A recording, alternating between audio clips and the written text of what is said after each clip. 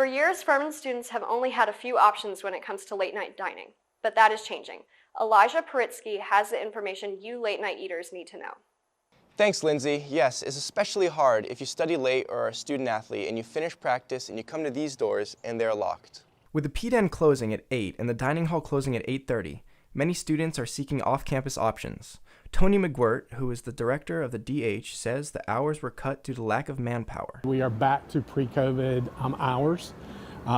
We weren't initially, and I'll be totally honest and transparent, the biggest reason we weren't was a staffing issue. But that has changed this semester.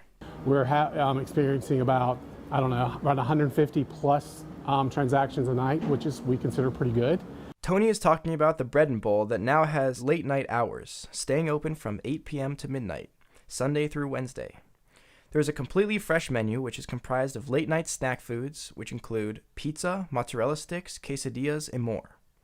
McGwirt says that opening the Bread and Bowl was the easiest thing to try to accommodate the late night eaters. This was probably from a financial perspective and a way to also provide the students with the menus they wanted.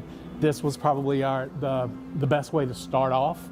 I mean, our thoughts are if this really grows and becomes, something that students really want and the traffic gets larger, it's probably going to outgrow Bread and Bowl because, as you can see, the location's not huge.